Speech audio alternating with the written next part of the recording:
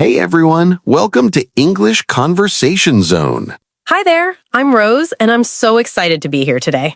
And I'm Jake. Rose and I are here to help you improve your English in a fun and natural way. That's right. Today we have such an important topic to talk about. I know I struggle with this all the time. What's that, Rose? Forgetting words. You know, when you learn a new word and then a week later, it's completely gone from your mind. Oh yes, that happens to everyone. It's totally normal, but there are definitely ways to fix it.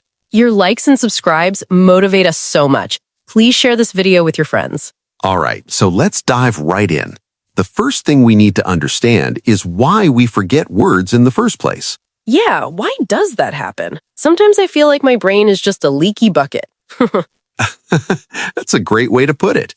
Well, our brains are actually designed to forget things. It's a natural process. Wait, really? That doesn't sound very helpful. I know it sounds strange, but think about it this way. Every single day, you see thousands of things, hear thousands of words, and experience so many moments. If your brain kept everything, it would be completely overloaded. Oh, I see. So forgetting is actually protecting us. Exactly. Your brain decides what's important to remember and what can be forgotten. The problem is sometimes it thinks a new English word isn't important enough to keep. So how do we convince our brains that these words are important? Great question. That's what we're going to talk about today. The key is something called active learning. Active learning? What does that mean? It means you don't just read a word once and hope it sticks. You need to actively use it, play with it, and engage with it in different ways. Can you give me an example? Sure. Let's say you learn the word reluctant. It means unwilling or hesitant to do something. Okay, reluctant, unwilling, or hesitant. Now, if you just read that definition and move on, you'll probably forget it by tomorrow. Yeah, that sounds about right. But if you do something active with it, like making your own sentence, it becomes much more memorable. All right, let me try. I was reluctant to wake up early this morning. Perfect. See, you just used it in a real sentence about your own life. That's active learning. Oh, I get it. So it's about making it personal. Exactly. The more personal and emotional a word is to you, the better you'll remember it. That makes so much sense. What else can we do? Another powerful technique is called spaced repetition. Spaced repetition? Sounds scientific. It is. It's based on how our memory works. Basically, you review a word multiple times, but with increasing gaps between each review. Can you break that down for me? Sure. Let's say you learn a new word today. You should review it again tomorrow. Then review it again 3 days later, then a week later, then 2 weeks later. Oh, so you keep stretching out the time between reviews. Exactly. Each time you successfully remember the word, you wait a bit longer before reviewing it again. Why does that work better than just reviewing every day? Because it forces your brain to work harder to recall the word. That struggle actually strengthens the memory. Interesting. So struggling a little bit is actually good. Yes, when something is too easy, your brain doesn't pay much attention. But when you have to work to remember something, it signals to your brain that this information is important. Wow, I never thought about it that way. There are actually apps that use spaced repetition automatically. They'll show you words at the perfect time intervals. Really? That sounds convenient. It is. Apps like Anki or Quizlet use this method, but you can also do it manually with flashcards. I've tried flashcards before, but I always get bored with them. That's a common problem. The key is to make your flashcards interesting. Don't just write the word and definition. What should I write instead? Include a picture. Use the word in a funny sentence. Add a personal memory connected to the word. Make it colorful and memorable. Oh, so like making it fun. Exactly. Your brain remembers things that are unusual, funny, or emotionally connected to you. That's actually a great tip. I always make my study material so boring and serious. Yeah, many people do that, but learning doesn't have to be boring. What about writing words down? Does that help? Absolutely. Writing is one of the best ways to remember words. There's something about the physical act of writing that helps cement it in your memory. Is typing the same as writing by hand? Research actually shows that writing by hand is better for memory than typing. Really? Why is that? Because when you write by hand, you're using more parts of your brain. You're thinking about the shape of each letter, the movement of your hand, and the word itself all at once. So it's more active than just tapping keys. Exactly. Typing is faster, but it's more automatic. Writing forces you to slow down and really think about each word. I should probably start keeping a vocabulary notebook then. That's a great idea. And here's a bonus tip. Don't just write the word once. Write it multiple times in different sentences.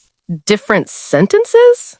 Why? Because words don't exist in isolation. They exist in context. The more contexts you see a word in, the better you understand and remember it.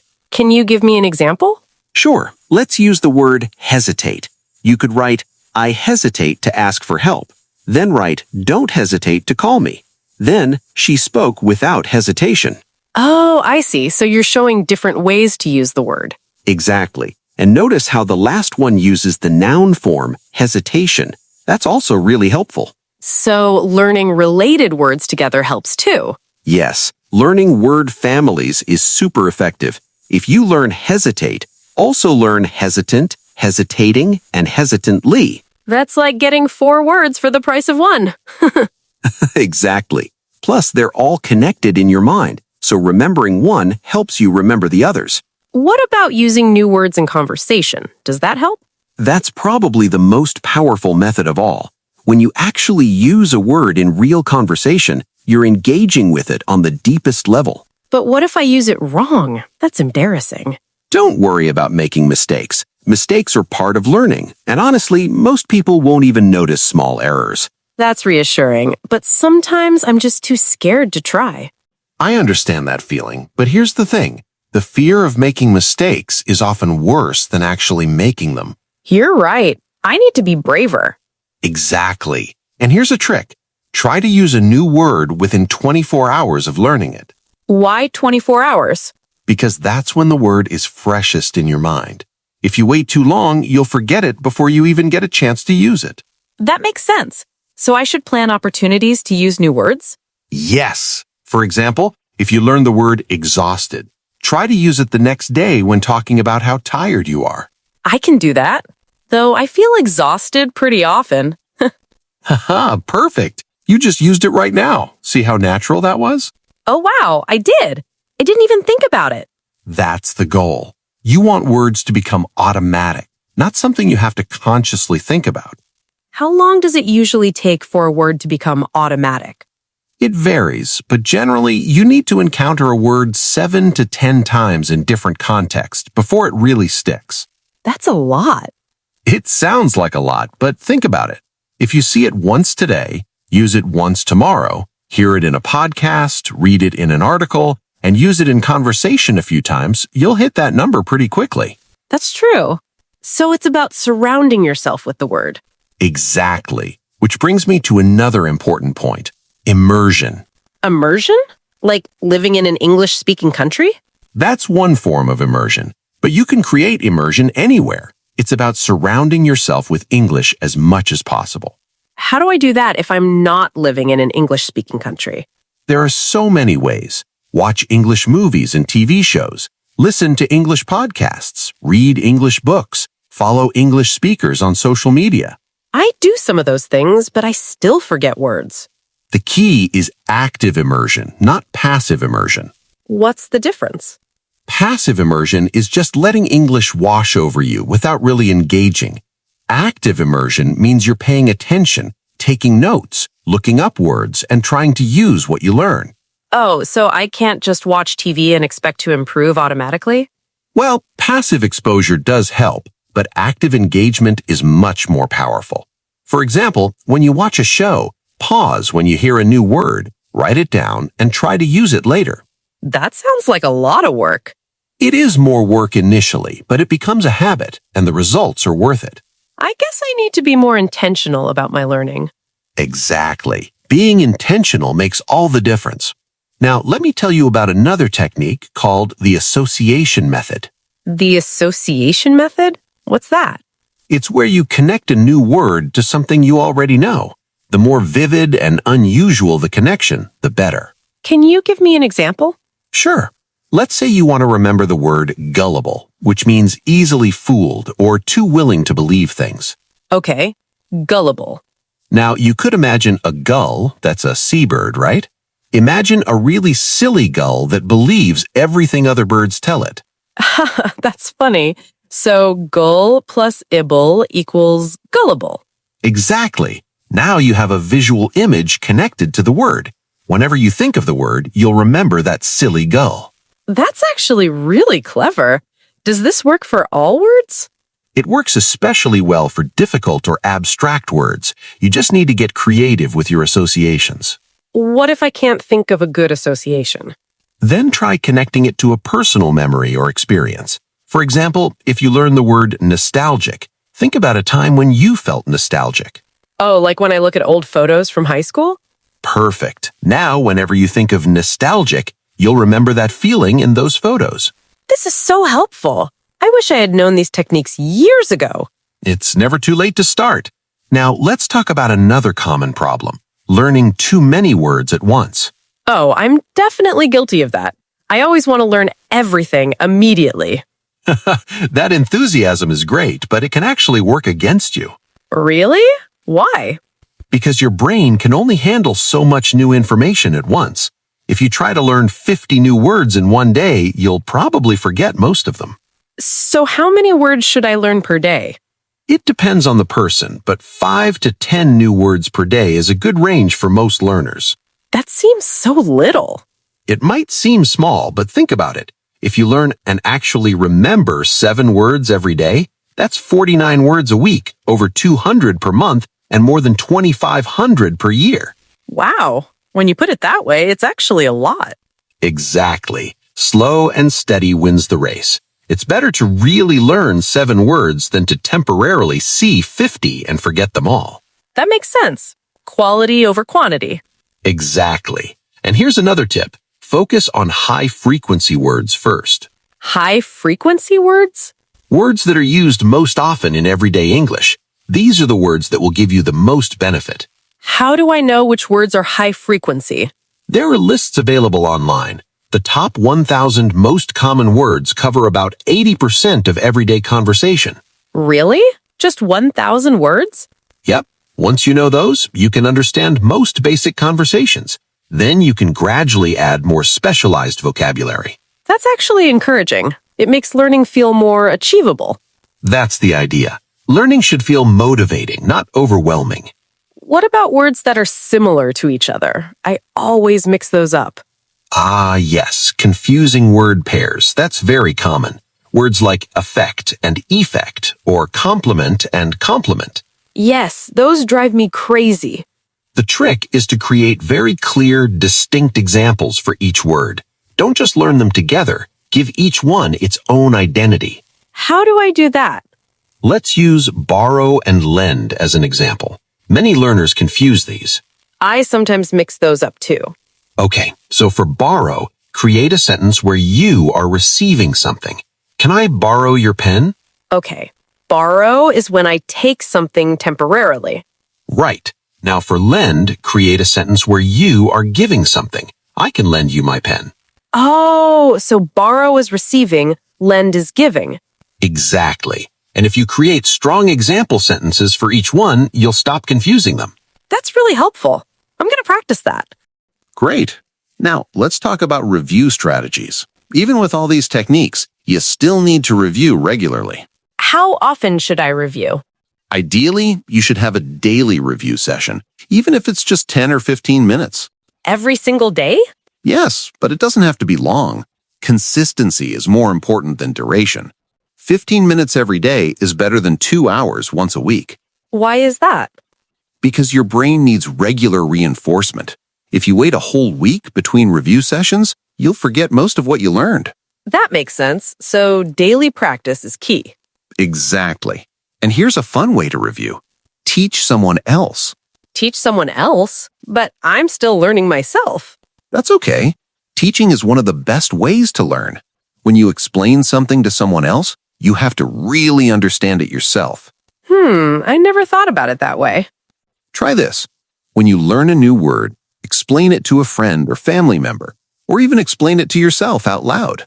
Explain it to myself? Won't I look crazy? Maybe a little, but talking to yourself is actually a great learning technique.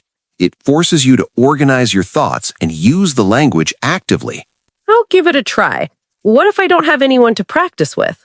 Then use online language exchange platforms. There are websites and apps where you can find language partners from around the world.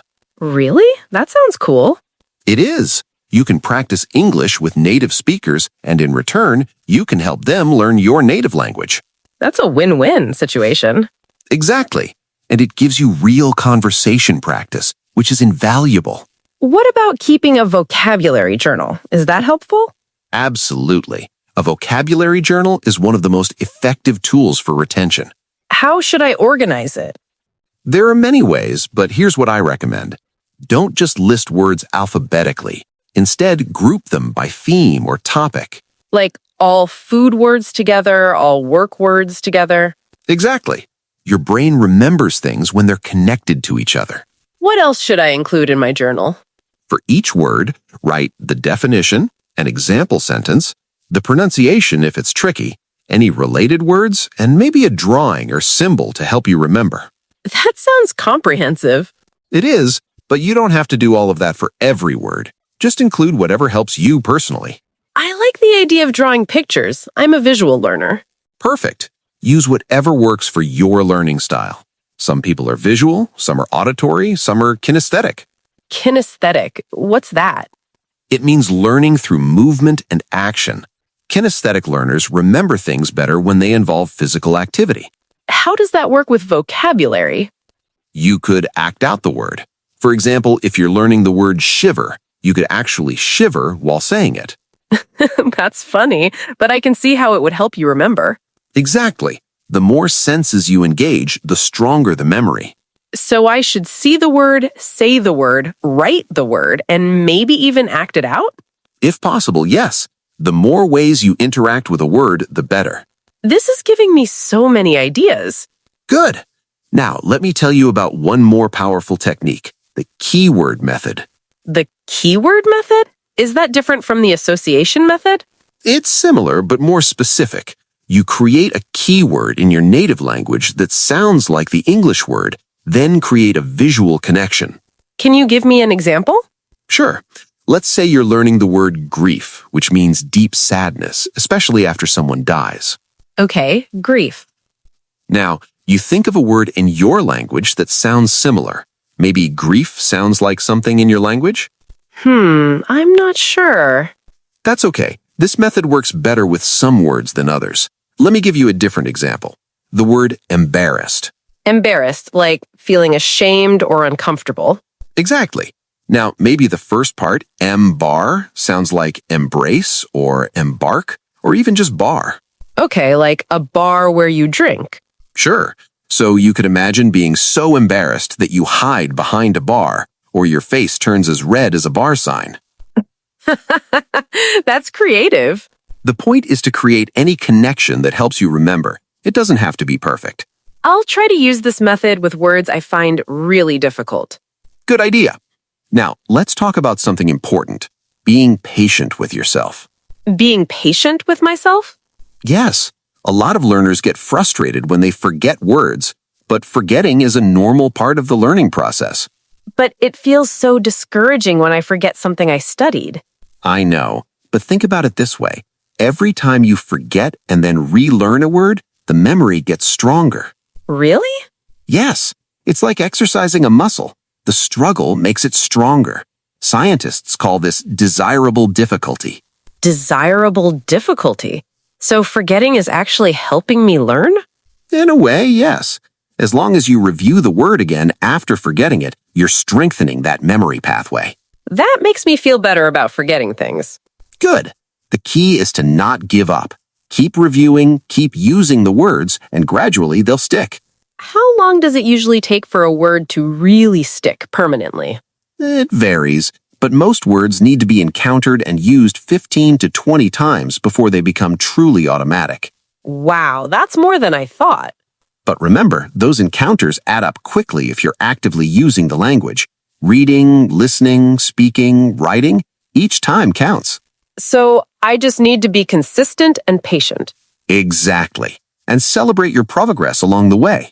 Notice the words you do remember, not just the ones you forget. That's good advice. I tend to focus on my mistakes. Many learners do that, but recognizing your progress is important for motivation. You're right. I should be proud of how far I've come. Absolutely. And remember, even native speakers forget words sometimes. It's called tip of the tongue phenomenon. Haha, yes, that happens to me in my native language too. See? It's totally normal. The human brain is amazing, but it's not perfect. This conversation has really helped me feel better about my learning journey. I'm so glad. That's what we're here for. So, to summarize, the main tips are use spaced repetition, make learning active and personal, teach others, create associations, be consistent, and be patient with yourself. Perfect summary. You've got it. And remember, find what works best for you. Everyone's brain is different. I'm excited to try all these techniques. That's the spirit. Start with 1 or 2 methods and gradually add more as they become habits. I think I'll start with keeping a vocabulary journal and using the association method. Great choices. Those 2 techniques work really well together.